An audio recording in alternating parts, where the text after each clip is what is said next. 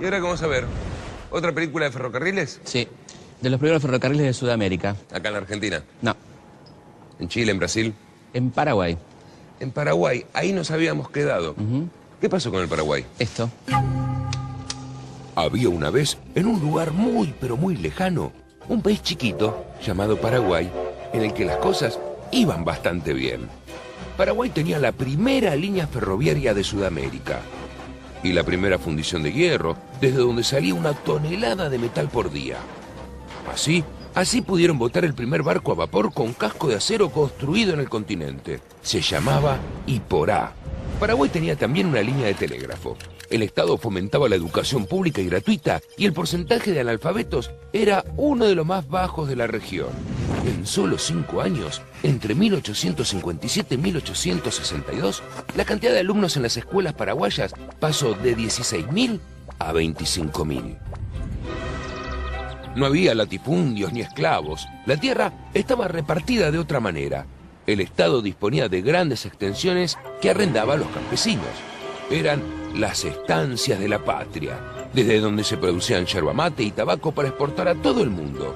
Paraguay era el único país de América Latina sin desocupados y sin deuda externa. Algo había que hacer. Qué increíble, ¿eh? Parece un cuento. Pero era real, Mario, ¿eh? Claro. Tan real que según algunos, el Paraguay era un muy mal ejemplo para el resto de América Latina. Sí, está bien. Pero por lo que vi, esto no alcanzaba para declarar una guerra. Bueno, Mario, pero sabemos cómo son estas cosas, ¿no? El presidente paraguayo, Serrano López, un dictador que pone en peligro la seguridad de la región, bla, bla, bla, ¿no? Que le encontraron armas de destrucción masiva. Sí. Al final Bush no inventó absolutamente nada. No inventó nada. ¡Ey, ustedes dos! Si queremos salvar nuestras libertades y nuestro porvenir, tenemos el deber de ayudar a salvar el Paraguay. Tenemos que obligar a sus mandatarios a entrar en la senda de la civilización. Es una gran verdad. Ahora, ¿cómo comienza todo esto? Hacia 1863, Uruguay tenía un gobierno blanco, el de Bernardo Berro, que era aliado del Paraguay. Berro fue derrocado por los colorados al mando del general Venancio Flores. Los gobiernos de Argentina y Brasil financiaron y apoyaron el golpe. El imperio destruyó a bombazos la ciudad de Paysandú. Tras el ataque, el gobierno de Berro pidió la ayuda de su aliado Solano López, y este le declaró la guerra al Brasil inmediatamente. Pero para llegar al territorio brasileño, las tropas paraguayas debían pasar por suelo argentino. El gobierno de Mitre no se lo permitió. Eso sí, permitió el paso de las tropas brasileñas para atacar Paraguay. Una extraña forma de neutralidad. No me digas nada. Entonces Paraguay le declara la guerra a Argentina. Bingo. ¡Oigan! ¡Se declaró la guerra al Paraguay! ¡Mitre va a hablar desde el balcón de su casa! Vamos. Pará, Mario, pará. ¿Va a hablar Mitre? Tranquilo. Pero En mayo de 1865 se firma el Tratado de la Triple Alianza. ¿que lo firman quiénes? Argentina, Brasil y el gobierno uruguayo, ¿no? El objetivo era derrocar al gobierno paraguayo Solano López y una cosita más. Hay más. Hay más. El Paraguay se iba a hacer cargo de todos los gastos de la guerra. Está bien, pero mientras dura esta aventura al Paraguay, ¿quién garpa todo? Bueno, ahí está la frutilla de la torta. Pedimos un préstamo. ¿A quién? ¿Vos te acordás de la primera deuda externa? Sí, se la pedimos. Rivadavia se la pide a la Baring Brothers. Claro. Sí, una estafa total fue eso. Exactamente. ¿Le volvimos a pedir plata a la Baring Brothers? Claro. Ah, nos tapó el agua. ¡Al fin se declaró la guerra! ¡Al Paraguay! Según el oficialismo, la Triple Alianza significaba un acuerdo entre los países que querían la libertad. Sin embargo, lo firmaba un país como la Argentina, que apenas si podía mantener el orden interno a los tiros. Con Uruguay, que tenía un gobierno establecido por un golpe militar. Y con Brasil, Mario, una monarquía que tenía en ese entonces más de 2 millones de esclavos. ¡Viva la libertad! Ciudadanos, en 24 horas en los cuarteles, en 15 días en campaña, en 3 meses en Asunción.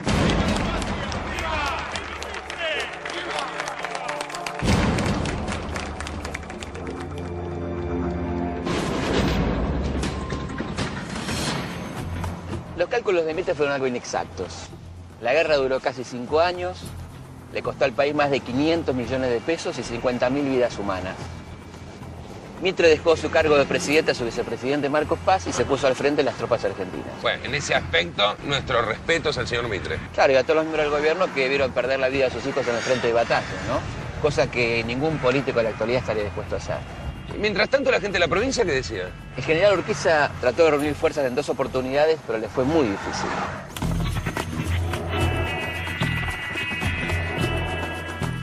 ¿Qué está pasando, carajo?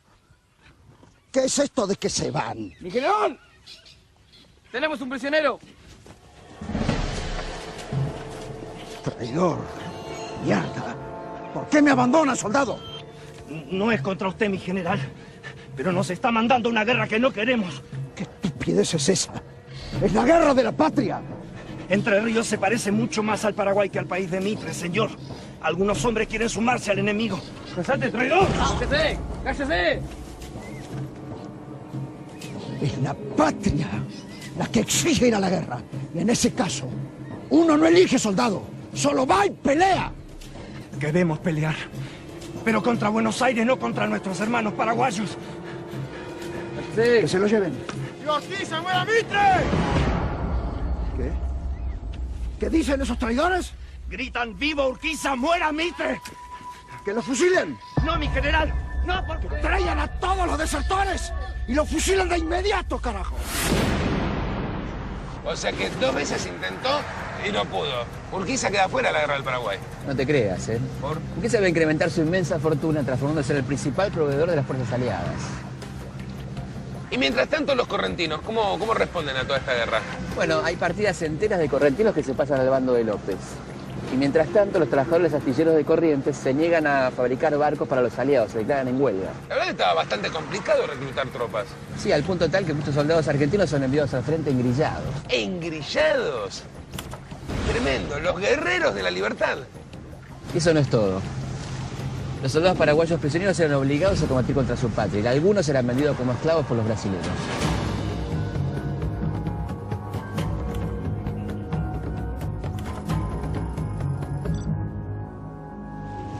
¿Y cómo fue la guerra? Las fuerzas paraguayas fueron rápidamente expulsadas después de la batalla de Yatay y el sitio de Uruguayana. Ah, bueno, entonces ahí ya estaba. No, la guerra recién estaba empezando. Los aliados no se detuvieron, querían invadir, destruir, siguieron avanzando. Una cláusula del Tratado de la Triple Alianza los obligaba a seguir peleando hasta derrocar al presidente Solano López. El 16 de abril de 1866, 50.000 soldados aliados logran cruzar desde Corrientes hasta territorio paraguayo. Para hacerlo, deben enfrentar infinidad de obstáculos naturales a lo largo de interminables 12 días. Del otro lado, los esperaba la muerte y el deshonor. Mientras tanto, medios europeos difunden los términos hasta entonces secretos del Tratado de la Triple Alianza. La acción militar es repudiada por toda América y el mundo no duda en denominarla Guerra de Conquista. El 2 de mayo de 1866, las tropas de Flores son derrotadas por los paraguayos en Estero Bellaco. Pero 20 días después, triunfan los aliados en Tuyutí. Fue la batalla más grande de América del Sur. 33.000 aliados se enfrentaron a 25.000 paraguayos. Los derrotados tuvieron 6.000 muertos y 7.000 heridos. Solano López se hizo fuerte en Curupaití y ahí esperó a los aliados. Quédese tranquilo, en Curupaití no hay más que 50 cañoncitos. La artillería brasileña va a empezar de un momento a otro con su trabajo. Lo nuestro va a ser caminar hasta la fortaleza y tomar posesión. Fueron días de mucha lluvia, señor. ¿Será conveniente atacar mañana? Eso va a ser un lodazal. Lo suyo suena cobarde, ¿eh? No podemos postergarlo más. De todas maneras, no hay forma de fracasar. ¿Es cierto lo que dicen? ¿Qué dicen ahora? Que se entrevistó con Solano. ¿De dónde sacó eso? Se rumorea por toda la soldada. Cierto es, pero no es cosa de la soldada. Discúlpeme. ¿Es cosa de un alto oficial? Sí, pero no lo repita. ¿Y qué sucedió? Se le ofreció rendirse de una manera digna y como buen salvaje pretendió imponer condiciones que dañaban nuestro honor. Nuestro honor ya fue salvado, general. Brasil quiere seguir la guerra hasta el final. ¿Y nosotros? ¿Qué queremos nosotros? Nosotros firmamos un acuerdo. Eso vale más que cualquier estrategia. Mucha sangre corrió ya. Yo soy quien decide cuánta sangre es suficiente.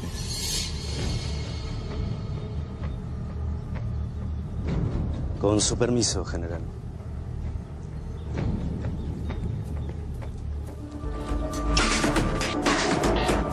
El 22 de septiembre se produce el ataque aliado a la fortaleza de Curupaití. Los barcos brasileños con sus cañones de largo alcance debían destruir la fortaleza. Una vez destruida, una fuerza que iría por tierra al mando de Mitre tenía que ocuparla. Pero todo fracasó y terminó siendo un ataque casi suicida de los aliados. Eran 17.000 hombres argentinos y uruguayos los que avanzarían contra la fortificación de Curupaití. Mitre no esperó a que la flota imperial terminara su labor, o consideró erróneamente que esto ya había ocurrido. Lo cierto es que el ataque aliado se inició antes de tiempo, dando lugar al mayor desastre bélico de nuestra historia. En medio del humo de los escasos cañonazos brasileños, los argentinos avanzaron contra un verdadero pelotón de fusilamiento. Miles de hombres, casi indefensos, serían puestos fuera de combate en apenas una hora.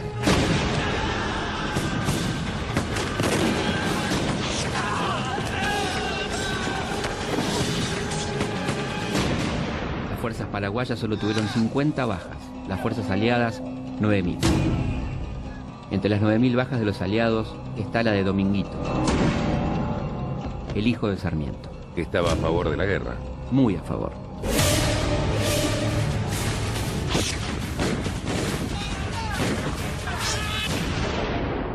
Después de ese desastre, la guerra se detuvo durante 2 años.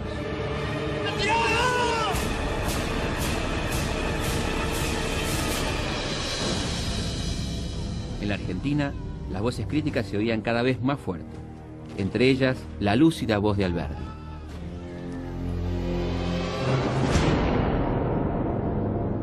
¿Será la civilización el interés que lleva a los aliados al Paraguay?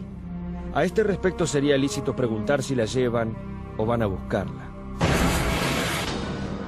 Si es verdad que la civilización de este siglo tiene por emblemas las líneas de navegación por vapor, los telégrafos eléctricos, las fundiciones de metales, los astilleros y arsenales, los ferrocarriles, etc.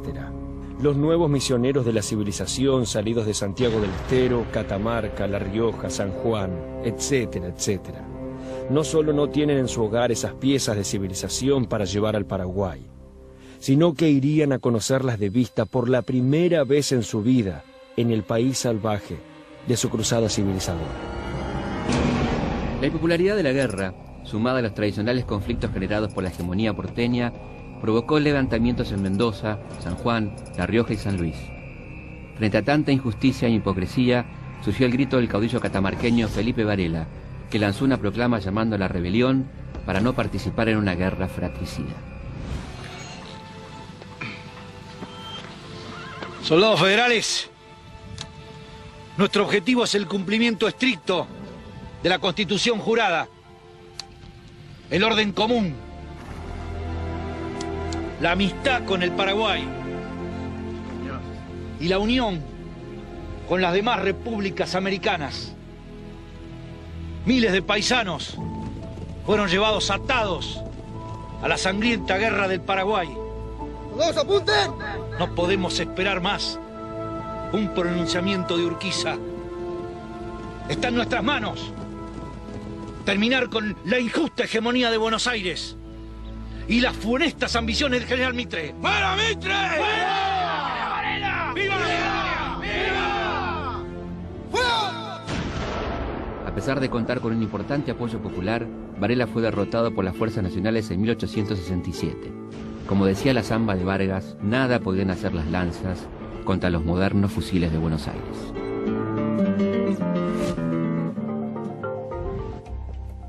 ¿Y esto qué era?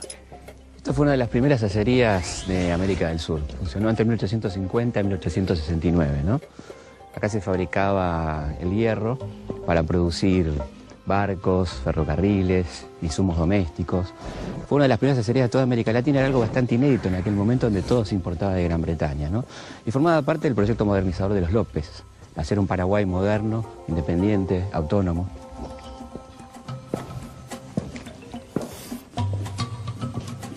¿Y era usado también con fines bélicos todo esto? Claro, acá se produjeron las armas que van a ser usadas en la Guerra de la Triple Alianza, ¿no?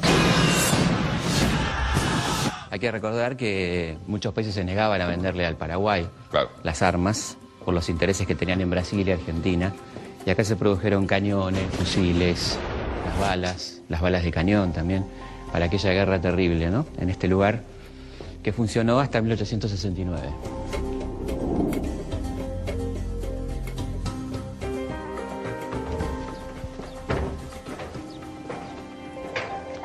Bueno, los aliados destruyeron esto, lo dinamitaron, tiraron arena en el horno principal para arruinarlo para siempre, y a los defensores de este lugar, los militares que estaban a cargo, los decapitaron. Así que el sueño de un Paraguay productor de acero, productor de hierro, de ferrocarriles, quedó también enterrado con aquella guerra de la Triple Alianza, ¿no? Tras la derrota de Curupaytí, los aliados logran recuperarse y logran los triunfos de Humaitá y Lomas Valentinas. En el año nuevo de 1869, las tropas aliadas ingresan a Asunción saqueando, matando a sangre y fuego. La orden era que no tenía que quedar ningún paraguayo varón vivo mayor de 12 años.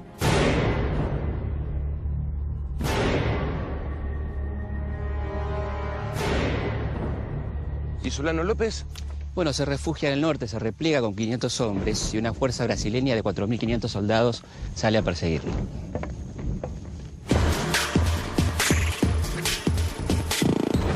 El 1 de marzo de 1870, las fuerzas brasileñas copan las defensas paraguayas.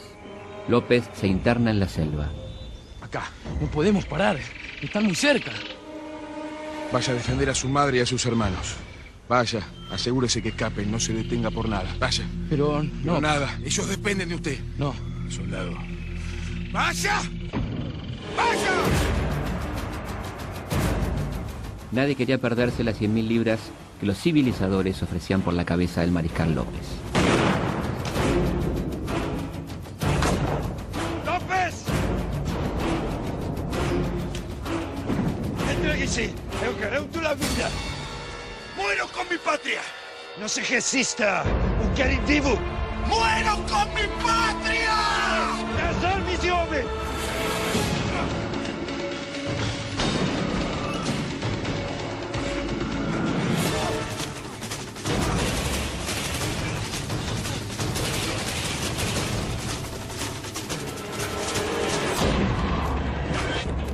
¡Maten ese diablo de López!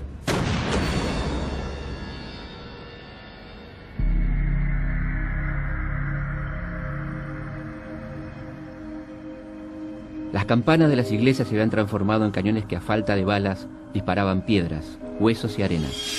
Solano López había resistido hasta donde pudo con un ejército de poco más de 400 hombres, mujeres y niños.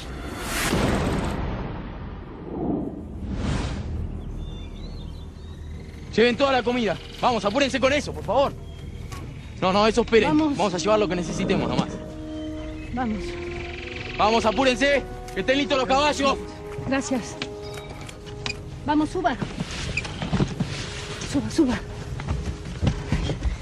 ¿Dónde está su padre, Panchito? Se quedó luchando. Yo no me voy hasta que llegue. Madre. No me voy a ir. Madre, él me pidió que los proteja. Está bien. ¡Vamos! ¡Paren esa cajeta o disparamos! Vamos, váyanse. Ahí va, queridas, y López, esos bastardos. La que va ahí es la esposa del mariscal de Paraguay. ¡Entréguese! Un coronel paraguayo jamás se rinde. ¡Disparen!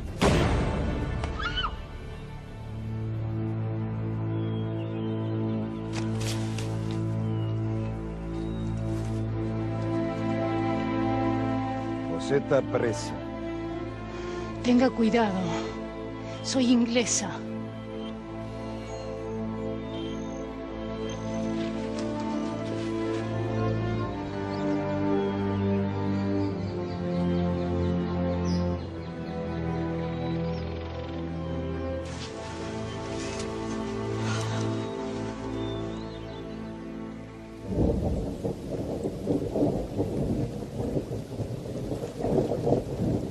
Elisa Lynch fue una irlandesa que creció en un internado de Dublín.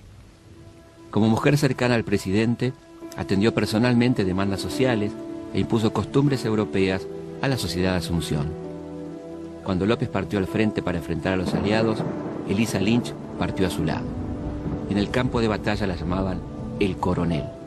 En medio de la batalla de Tuyutí, tuvo su 7º hijo, que moriría de cólera pocos días después. A esa mujer, heroica y testaruda, le tocará dar la última batalla de esta guerra miserable y desigual.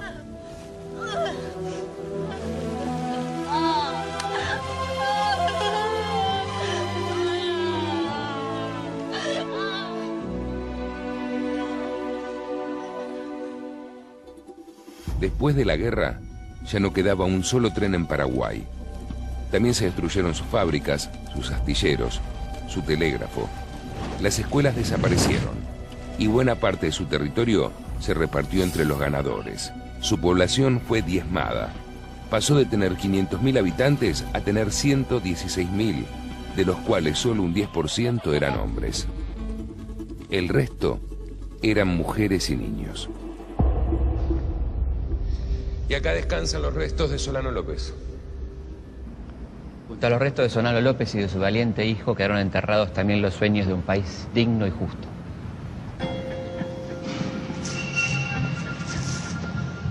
Bueno, ahora sabemos dónde empieza la deuda externa paraguaya. Sí, pero todavía hay algo más, ¿eh? ¿Todavía hay más? Según algunos documentos, el general Mitre ordenó arrojar al río Paraná los cadáveres de los muertos durante la guerra por cólera. ¿Y para qué? Para contagiar a las poblaciones ribereñas, particularmente a las de Entre Ríos, Corrientes y Santa Fe.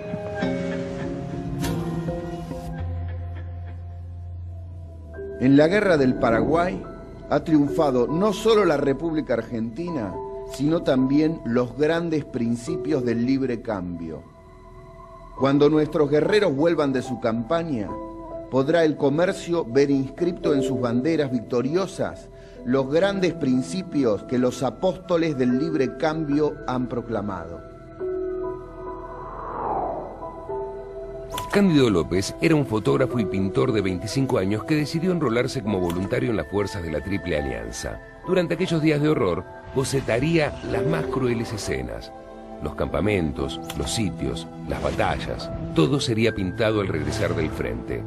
Pero una granada lo hirió durante el desastre de Curupaití y para evitar la muerte por gangrena, los médicos debieron amputarle su brazo derecho. Ya en la soledad de su estudio, Cándido López estuvo un año educando su mano izquierda para poder pintar aquello que había visto. Y lo logró. Sus más de 50 cuadros sobre la guerra del Paraguay son hoy uno de los más valiosos tesoros del arte argentino. A esta historia